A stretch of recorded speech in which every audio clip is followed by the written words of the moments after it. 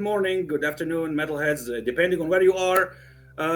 New vibes today, new interview, new energy, same hosts. However, with in Acier Doux Metalzine, we are really glad to to host two guests this time, not just one, two guests. We have with us Mariela Muerte and David Diacrono, vocalist and guitarist, respectively, of the American, well, originally from South America, blackened heavy, sometimes thrashy band, Faethom. Mariela and David, welcome to Acier Doux Metalzine. Thank you very much for being with us today. Thank you. Thank you so much for having us on your show here. Nice to meet you. Thank you. Likewise, likewise, Thank you for likewise. having us, guys. Thanks, Dave. Right, so let's go back to where it all started. It's interesting to see that you've been around for 24 years, guys. So the band formed in 2001. That's what we saw on the internet, the research that we did. So, how did you meet each other? You are originally from Bolivia, South America, but you reside in the States. Where did you meet each other? How did you have the idea of forming this band? How did it all start out? Feel free, Mariella or Dave, to answer. It's okay. I can take it I'll first. take that one. Okay, go ahead. So, we're originally from Bolivia. We were in college. That's where we met. And David, like I was mentioning before, he's been a musician like since he was 13, right, Dave? Yeah, I mean, I started playing in bands since I was 13. Yeah, but Yeah. I was playing piano and guitar before. And so we met, and he was this guy always with this guitar playing in college, and we would kind of start like jamming together, and he kind of introduced me to that world of live music and metal and rock, because I was always into rock since I was a kid, like classic rock. But he brought me into the world, like said, hey, you can, because I like to play the keyboards, but I never thought in my head, oh, maybe I could do this live or sing or anything like that. So that's how we kind of started forming. In Bolivia, our first band was called Caustica, and we were doing like covers, like Black Sabbath type things, and then just kind of jamming together, starting this little seed that sprouted into Faethom eventually. We only had two originals back then. Two originals. Yes, we had two originals that we play. We have this old cassette where I think we recorded it, but I don't even know where it is, right from a live show that we did in Bolivia. Great, yeah, that's great. Sounds good. Okay, Minef, you had something to say. I thought that. Oh yeah. So yeah, since you talk about the music and so in my ears, your music sounds like some old heavy metal bands like King Diamond and Merciful Fate, and especially the Italian Death SS, and I'm sure you know it, guys. Coven Oh. 2 as you Wow, teacher, that's insane. Mariela. So can you guys tell me more about it? Take it, Dave. I'll take it. Okay, so yeah, Merciful Fate and King Diamond has definitely been a huge inspiration for Faethom, for us to shape our sound. Um, we do have a lot of other influences, so it winds up not really sounding um, like King Diamond or Merciful Fate, but there are a lot of elements. So I'm so glad that you caught that, because a lot of people either do not even uh, Catch it. catch it in the music, or I guess they're not really focused on what influences as well. But you caught it, so that's awesome. And yeah, definitely the lyrical content is totally inspired in King Diamond, because it's horror stories written by Mariela. Um, the first two albums were horror stories that were already written, and one of them was published. The one for the first album was actually published, and then we actually worked on the music after both of those stories on the first and the second album. Um, we worked on the music afterwards, and then that's how the album came about. Now on the third album, we did the opposite. We started with the music, and then the story fell into place with the music already composed. but yeah, definitely for the lyrical content, concept albums, one story from beginning to end, very, very King Diamond-esque. And about Merciful Fate is really because it's the first wave of black metal. So Correct. bands like Correct. Venom, Venom. Yep. and yeah, big influences. Right. First wave of black Well, metal for sure. right. Excellent. It's interesting, guys, because you know what I find the most interesting part about you is that you are not signed with any record label. You are working independently. You are releasing your own material with your own means, recording, mixing, mastering, music videos, all with your own means. Yeah. I guess that might not be so easy. Okay, I believe it's pretty hard to release all of that stuff with your own means. So how do you do that? So how does the recording process happen? How do you record? How do you mix? How do you master? How do you make music videos? They sound so professional. So how do you do that? So it's hard. So I mean, it's an investment for me and Dave that we carry that debt a lot of times. It's on our backs, but we have a lot of help when it comes to start like videos. Like we have friends like that are very talented. Like some of the stuff we did, like if you saw the video for the letter, that was something that me and David did together over a period, I think, of a year, and it was a lot of work. Um, and then we have an amazing friend who is a graphic designer, video editor, just like super talented. He did the Thou Shalt Follow. He did the last album, Blackfire Star video. So it's just like we're lucky that we have friends that can help us out. Um, when it comes to recording the first two albums, yeah, that was something that we record. Dave, like he had to learn how to like do all the recordings himself, and just like self-releasing those two albums what were it's an expense, a lot of hard work. I mean, like the second album we recorded in our very hot warehouse, like the drums in the summer. Wow. Like you can feel like if you see the cover art, the fire, that like you can feel it in the music, like that Florida heat. And then the last album we said, no, we gotta like do this properly and get it mastered, like just do it all so it has a good production. We like a raw sound, but we wanted this one to sound, more professional sounding. Yeah, so on the third album, we actually included two great people from the metal scene that have worked with many bands. Derek Roddy, he helped us record the drums. So we recorded the drums in his studio. And then Jörg Ucken from Germany with his studio helped us out with the mastering. So working with both of them was very, very crucial for us because it was our third album and we wanted to always have a better sound.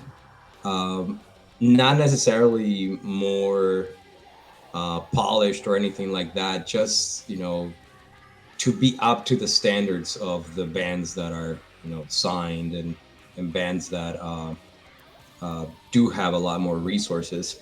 So yeah, it took an extra effort economically, but it paid off. We really liked the result. Yeah, thankfully, right. I personally would like to know. I find it so interesting to know whether this decision of working independently, was it a choice, or was it because maybe you didn't find a particular record label that would produce your music the way you want, or maybe there was some financial, disagreements with some record labels. That's why. So was it a choice or was it an obligation to work independently using your own means?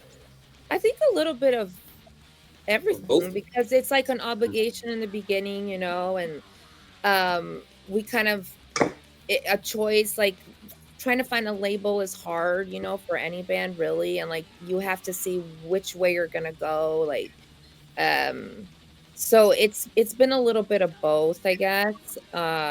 We would love to get signed to a label that our music like fits with the roster, and just it's not about like getting signed to huge label, which it would be great, but it just being signed somewhere where our music could get spread out to more. Like we would love to get our music out there. It's hard for us. Like we've gotten, you know, obviously we've sold ourselves and sent to different parts of the world, but we just want to open up ourselves to like, you know, more areas across the world, and being signed to labels helps in that sense, you know, with that.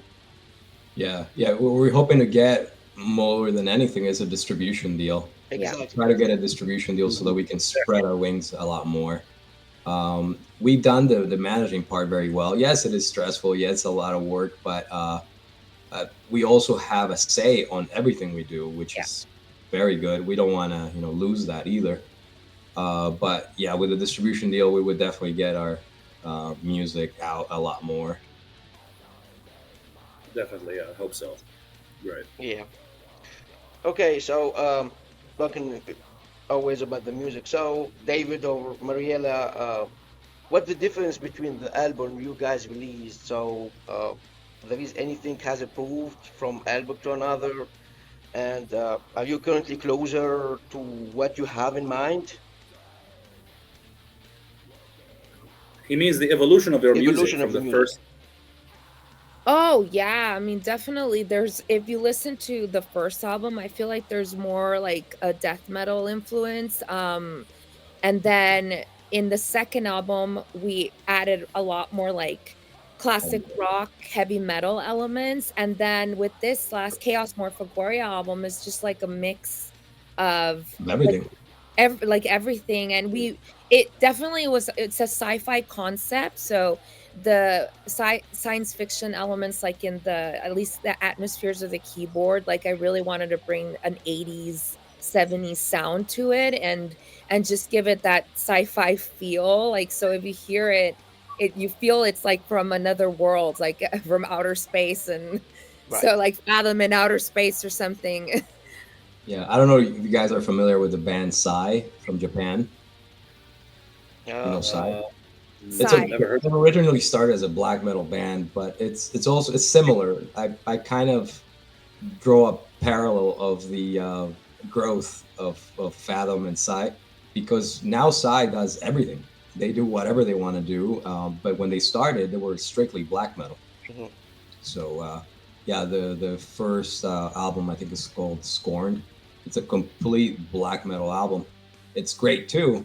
And they didn't stop doing that. They just added more and more subgenres and then mixed them together. And then you have, when you are working independently, you don't have any pressure to have a particular. Yeah, You you don't. You feel don't free. You feel feel like free you to have to do it. box. Yeah, you don't have to be in a box, and we love that feeling. Cool. Yeah, I feel there is a mixture, as Mariella pointed out. There is a mixture of everything in your music. So it's basically blackened heavy metal, but I can even hear some thrash metal elements here and there. Yeah, we love There, that. I like that a lot because I like thrash metal. It's obvious from the shirt. So I like thrash metal. I like black metal. So you guys have both, Oh right? yeah. Oh, nice cat you have there. Oh, yeah, a little bit of- So Yes, he wants to stay in this interview. He's yeah. like, I have something to say. No, so definitely what we wanted with Fathom is to like not get stuck in one genre and be able to like explore everything that we love from music, from the old prog classic rock to black metal and anything within the extreme metal genre. Like, and then also with the keyboard part of it, like I love like horror movies, and I always want to bring especially like that 80s horror sound, even like 70s horror, like because in the last album, you know, in my own humble way, like pay tribute to like Wendy Garlow, and then also Vangelis. So for me, I know I'm not like as skilled, but I wanted to pay in my own way, like in the intro, outro, my tributes to them. And it's just like that, being able to do anything, it's so for a musician just free, because you're like, hey, like let's add a Uri Heep part Exactly. here, or like and nobody's gonna be like, what the hell's going on? Like, why are you changing your sound? Like, you're supposed to sound this way. And we're like, no, Fathom can do what they want. Yeah, Yeah. and we were lucky to start like that. We were a melting pot from the first album, and we like that. We just listen to so much music from different genres that it would be hard for us to be boxed in. We would feel like caged animals, really. It wouldn't be good. And it would reflect on the music as well. It probably wouldn't be as exciting to get on stage with music that is boxed in. At least that, for us it wouldn't work. But yeah, we do have a lot of influences from the 70s as well, because both Mariela and I grew up listening to Emerson, Lake and Palmer, of course Black Sabbath, but many other obscure music as well that isn't even metal. What was the name of that Japanese new age they used to listen to a lot? Tomita, yeah. Tomita was I guess considered new age, but a lot of ambience and that influences the way you write later on. Even though she was listening to that when she was a kid, it stayed with her, and whenever she writes parts that like an intro or an interlude, that goes into her influence without even realizing it. It's not like you are thinking of, oh, I have to try to imitate this. No, it just comes to you because it's already part of you. Correct. It becomes part of your DNA. So we were lucky to grow up with that. Great. Yeah, go ahead. Sorry. Oh, well, I mean, like one time we were lucky to go see Goblin, the Italian band Goblin. And the day after I wrote like a part, and it's not like I'm copying them. You get inspired and in your own way. Yeah. Like it just comes out through you, your inspiration from them. Like, so you guys are sort of blending your different influences into your own sound. Yes. That's great. I like that. So many different sounds, many different influences blended together into your own sound. Yeah. That's exactly it, because it's not like it becomes this schizophrenic sound that switches to all music. Yeah. It blends in a way that you can't tell that is a mixture of things. Yeah. We always say we fathomize it. Kind of. You fathomize your influences. Yeah, exactly. Right. So looking at your lineup, at your current lineup, of course, you have had many changes in members throughout the years. You are the only two original members of Faethom. The others just come and go. For the current lineup, it's pretty interesting to see. Very interesting to see that you have two teenagers with you. Yeah, you have the bassist. You mean 3 teenagers, right? Three teenagers. 3 teenagers. Wink, wink. Okay, right. We're basically talking of your bassist Evie Austin and your newly recruited member Lucas Moore, the drummer. So, of course, it's not uncommon for teenagers to be in bands. That's normal part. But what is so surprising is that these teens are working with much more experienced musicians than they are. So you guys have been around for 24 years. You are older, and even most importantly, you are more experienced than they are. So how do you handle these teens? I am a teacher. Okay, I know that handling teens is one hell of a job. So I handle them in the classroom. Well, I got like 35 of them, but you got only 2. So how do you handle teenagers, especially, of course, they are not mature, they're still young. How do you get them to do what you, I wouldn't say what you want, but how do you get them to do what Faethom needs? I want to say that these are not your average teenagers. No. Lucas and Evie are wise beyond their years. They know about, oh my goodness, they're the most talented. We're just lucky to have met and collaborating with them, because Lucas is the youngest, and the talent that he has right now, I can't even imagine like 10 years from now how Lucas is going to be playing the drums. And then Evie's just beyond, like, I mean, she's been collaborating with different bands and doing so many things, and they know about all the great bands. Like, even they introduce us sometimes to new bands, Cool. and just very wise. And we've been lucky. Like, I feel that I'm more immature than them, and they're always like, "Oh no, here we go with Mariela." And like, Excuse me, Mariela. Maybe it's my fault because I didn't explain the question well. But I'm not talking about musical maturity. But of yeah, course, they are talented. They are yeah, good at playing their instruments. We know that. Otherwise, they wouldn't be with you. And that's yeah, obvious. But I'm talking about maturity here. I mean, they are teenagers, so they can be reckless sometimes. How do you get them to be 100% committed to the band, to be on time for rehearsals, stuff like Exactly. that? I'm talking Yeah. about behavior. They are at an age like 17 or 18. They're not necessarily grown up here, not musically. I mean, personally. Yeah. I would say that's a community effort almost because their parents are amazing as well. Oh, So okay. they did not, you know, go the wrong path because they have great parents. They have a great influence there at home. And both of them have always been on time. Both of them are very responsible on their own accord, but their parents are there to help as well. So I think those two things together, plus us being the way we are, very focused, it rubs on everybody pretty much, and I think it's been working that way.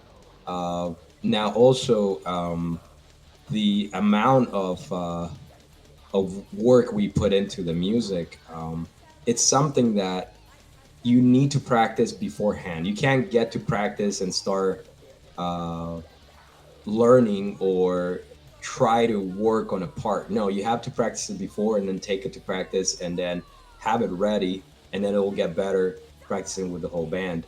So in that aspect, both Lucas and Evie have done better than members that were older than them. yes. So that's how responsible they Great. are. Oh my goodness, that's true. Sometimes, like, the older, the more set in your ways you get, and it's like a little bit harder to like work, With. amongst our Yeah. age. But Also, uh, to be fair to the older members that we've had, when you are older, you have more responsibilities. yes, You that's have true. to, yeah. There's plenty of work to do separate from the band, and yeah, there's that too. There's that too. But yeah, but teenagers, could get busy with other things, with so many things. Today we're bombarded with so many distractions that Right. they could be just wasting their time, but they're not. So that's great. No, yeah. And like he said, the support of their parents, and they're able to focus on music all the time. Like, I wish I could play and be, not be exhausted. Like, we have to work regular jobs, and Paying to pay bills. bills. Paying Yeah. bills. There Yep. you go. And it's like exhausting. I wish I could dedicate 24/7 to music, but I can't. And sometimes I'm just dead after working hard all day. Correct. Okay. Another question about the music. Who composed the most in the band? I would say it's 50-50 together. Me and Dave. It's always been an interesting collaboration. Sometimes maybe Dave will come up with like an entire song too, and then I'll add my part of it, and I'll come up with a keyboard part and he'll add his. But a lot of times we get together and just like, we're already mentally connected, so musically and as well. So it's just incredible, like, the when we get together, how we compose. He'll send me a riff and be like, "Oh, look, come up with this riff," and then maybe I'll add to it. And I don't know, Dave. That's my take, at least. Maybe Yeah, Dave will be it like, does flow naturally, which is good. Sometimes, yeah, we'll get frustrated with a song and then take it apart and then put it back together again, and we had moments like that. But most of the time, for every song, it just flows naturally. Like Mariela said, sometimes it will start with me, sometimes it will start with her, and then we get together, and then that's when it falls into place by just putting the keyboard and the guitar together, and then everything else just gets placed upon those two instruments, including the vocals. So the bass and the drums, sometimes are gonna be done as scratch tracks by me.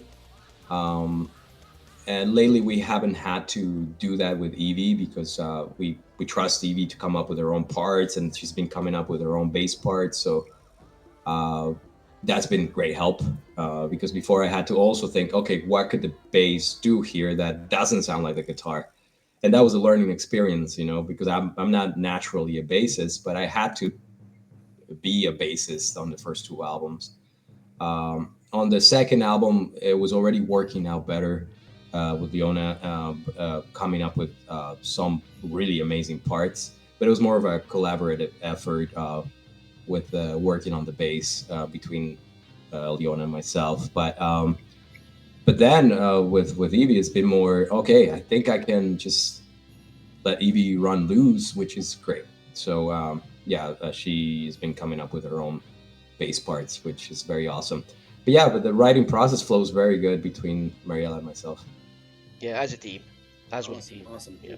There is a harmony between the band Yeah, members in composing, because yeah, sometimes in some bigger band, I mean, like the iconic band, sometimes clashes happen between the members Oh yeah. in terms of songwriting. So yeah, that's not a part to take for granted that you have in the band. The harmony that you have, it's awesome. yeah. We were very lucky to grow up with pretty much the same influences. We listened to a Yeah. lot of '70s music growing up because of our parents.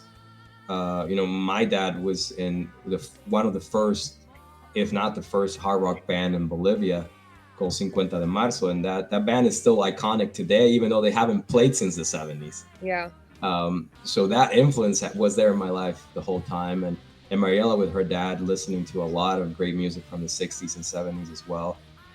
That all comes into play when you're writing music, because if we didn't like that, if one of us didn't like that, then it probably wouldn't flow. And we do There would be a I clash. mean, Yeah, we do clash a lot of times, but it's we have to be honest with each other, like, and we're brutally honest with each other, which is we'll argue, like, because he'll tell me you're off key. And he's just like that. I'm like, no, I'm not. But then I listen. I'm like, okay, he's taught me to really listen to myself, like be objective. Because sometimes as a singer, you're like, you think you're sounding right, but it takes another person to hear it. And he'll make me do it over and over again until I get it the right. Because I don't want to go back and then be like, oh my God, I really effed up and it's already out there. Yep. And like, same, I'll let him know, no, I don't like that, and we have to be honest and be able to take that feedback. And sometimes, yeah, like we'll have arguments, but we just have to let go of our ego and know that it's for the better good to like release something that sounds good. yeah. So yeah, when we do clash in the writing process, it's normally for a good For the outcome. good. For the Yeah, the good. positive outcome. Yeah. Yeah, for a higher purpose. For a higher Higher purpose. purpose, Yeah. yep. Yeah, great. So, yeah, for a higher cause. Anyway, so we've spoken enough about the studio. Now we'd like to speak about the stage. So you guys already have played many shows in the States and in South America as well, I think. So we'd like to know. So what's your favorite venue to play at? Do you feel more comfortable playing in the States or playing in your original homeland in South America? Bolivia or the neighboring countries like maybe Colombia, I don't know, Argentina. Have you ever played in Europe, for example? So too many questions in one question. Sorry, but yeah, feel free to. Well, I mean, we haven't played Europe or South America. We would only play in Bolivia when we started out. So we basically played here in the U.S. mainly. Here in Florida, there was a time that there were some great venues like Churchill's that we loved playing, but unfortunately they closed. COVID kind of affected a lot of venues that we had down here. So it's been, hopefully things will get back. Like we have a legendary place as well here in Tampa called the Brass Mug. So at least that's still going strong, and we're happy for that. Yeah, we'll be there again soon for the Tampa Death Fest, which we did in 2 years ago, September. but we're coming back this year. And then we're lucky this year we're going to be playing a great festival called Blades of Steel in Madison, Wisconsin in August. That's from August 28th to the 30th. So we're going up there and hopefully, because Playing Blades of Steel August 30th, and then the Tampa Death Fest on September 5th.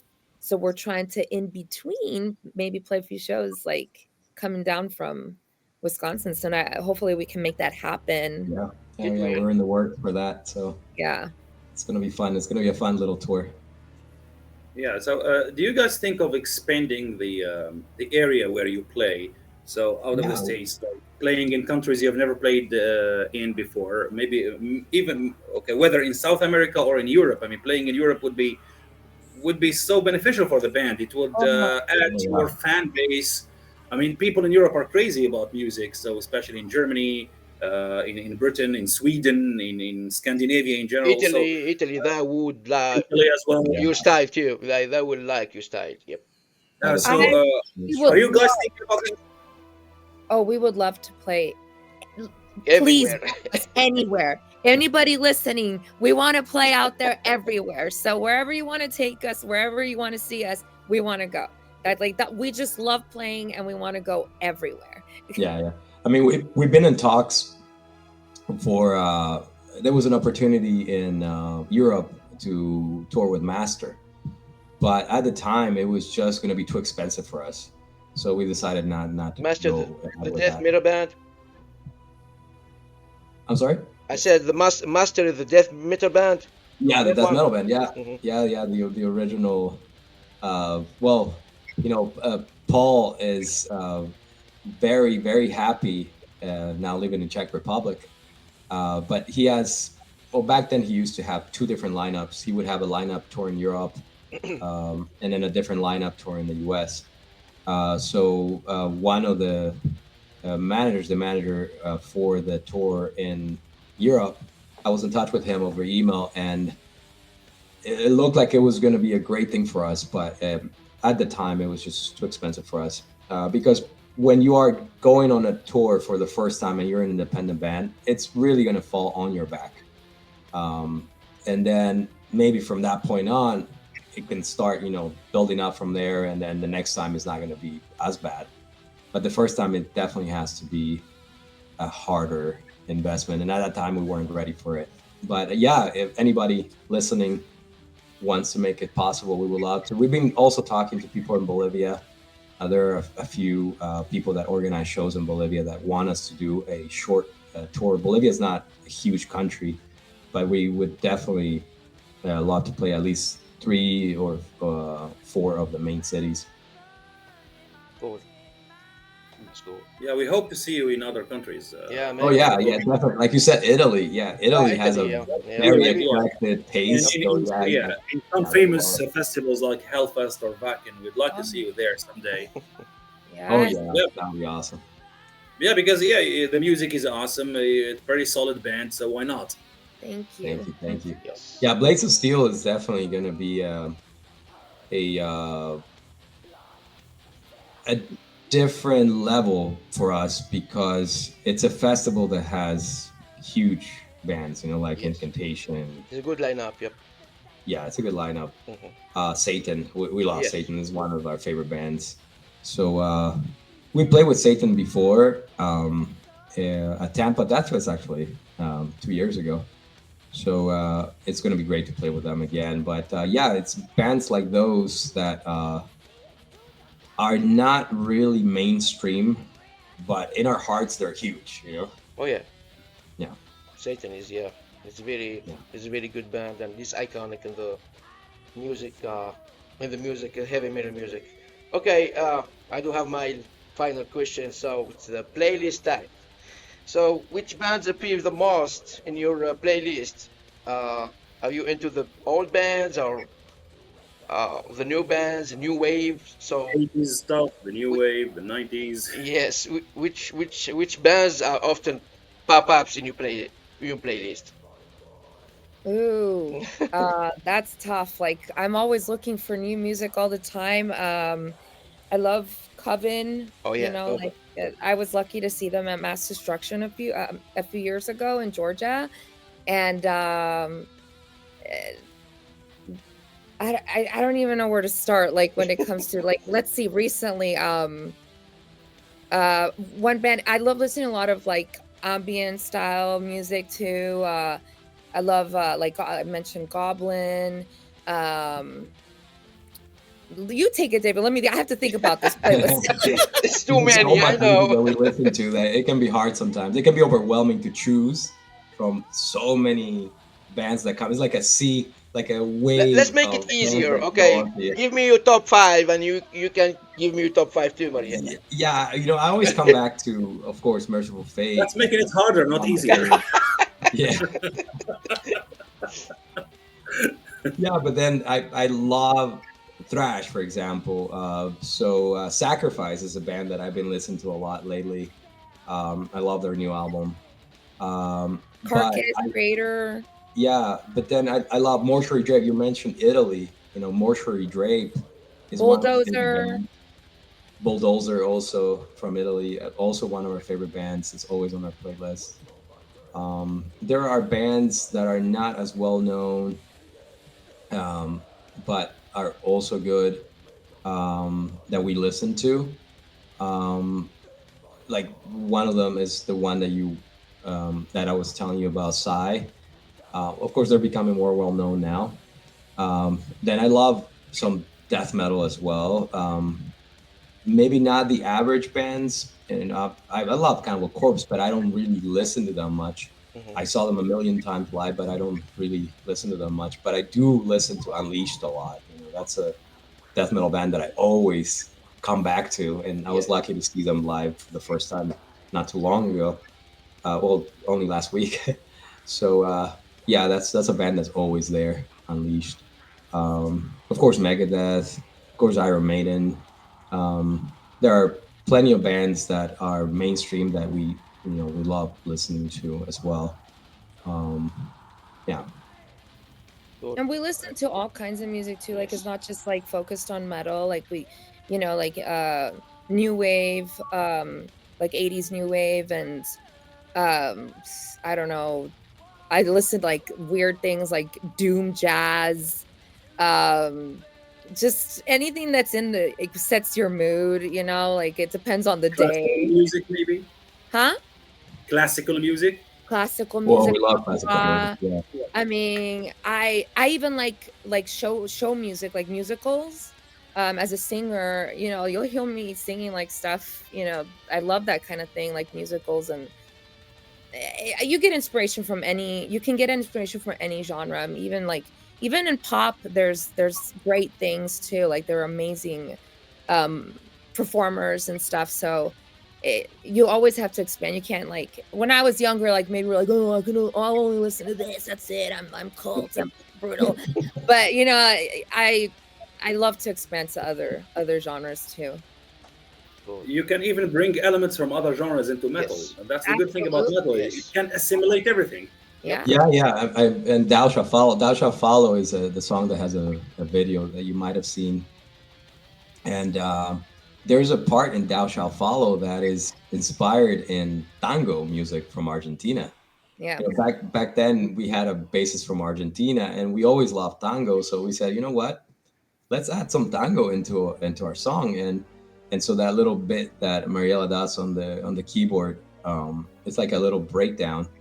Um, we couldn't have an accordion; it would be normally done with an accordion, but with the keyboard, we made it sound as You can. possible, Yeah. as Mhm. close as possible to an accordion, and it's a tango. The beat, everything, the melody, it's a tango, really.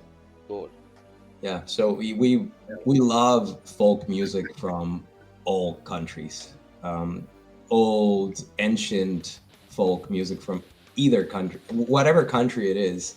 I really get into um, eclectic sounding, old folk music. For example, um, Mongolian chant music. Yeah. Oh, I love There that. is a good band. I forget the name of them. They always playing with Iron Maiden. I saw them live. They are really incredible. Oh yes, I forget yes, the name. the Who, Yeah. the Who. The Yeah. Who? Yeah. Yeah, Exactly. Exactly. yeah, Okay. Yep. yeah. Yeah. Yep. Yeah, there's also the tribal influence on metal, more along the lines of what Sepultura did in the 90s. Ooh. Exactly. Refusing the album The Roots. I like that sound. Yeah. Metal has the capacity of accepting everything. Yeah, Well, Yeah, yeah, when you add your like culture, when you melody. add your own culture to music, it's amazing. Exactly, that's cultural aspect. I love that. Yeah. Yeah, Yeah, you bring, and we'd like to bring in also like the Bolivian folk sound into some of our music as well, because Bolivian has so much folk music, like different styles, different beats. So it's always great to listen to music from all over the world, like the folk, because that you can bring into metal, and it meshes so well together yeah, with metal. yeah. Exactly. And I've always been a sucker for all of the Arabian scales. So I will Yes. even include in my solos. I have a lot of Arabian scales Oh, because I just great. love it. Yeah, Yep. Oh, yeah. beautiful. Yeah. Yeah, the Arabian melody is awesome. Yep. Oh I yeah, like solos that have that Oriental stuff. Not because yeah. I'm an Arab, but because it's awesome, right? I love it. It's Right. awesome. Yeah. Well, unfortunately, guys, it has been really good talk, but we have come to the end of the interview. Not because the flag came down. No, that was just a coincidence. I was like, there's some paranormal activity No, happening back there. no. Gotta go. Yeah, some ghosts living with me, some monsters in my room. Right, the tape just came off probably because the wall is too smooth for it. I don't I know. think it's It has. Yeah, there must be some reason for yep. that. But anyway, but that's not the reason we are ending the interview because we have spoken about everything. And maybe we are looking forward to having you in another interview. Hopefully so. Yes, Uh, please. I would one love last question: are you planning any or releasing a new material anytime soon? Yes. We're working on an EP. It's taking a little bit of time because, like financially we have to figure that out, but we are going to release an EP with some new music, and we're going to re-record like a new old song that we never released, like physical. We only did digitally. But oh my goodness. Okay. But we will have an EP coming out soon. And then we're already thinking about our next full length as well, like the concept and everything. Yeah, So yeah. We have plenty of songs for the EP already written, and then there are extra songs, so that will go on onto the next album. Cool. We're looking forward to that. We're definitely looking Yep. forward to that, and we hope to have you another time after the EP to speak about that. yes. Hope so. Oh Thank yes, Once that there would be is, great. Yeah, be great. we'll be really glad. It will be an immense pleasure to have you again here. Thank you so much. Thank you very much, guys. Likewise. Thank you for your honesty. Thank you for a sense of humor. Thank you for being with us today. Okay, metalheads, we have come to to the end of this interview. Please hit the like button, hit the subscribe, and you can find the link to Fathom's music in the description right below the video. See you another time with another guest, another vibe, another energy, same hosts. Goodbye. Goodbye. Bye. Bye. Bye.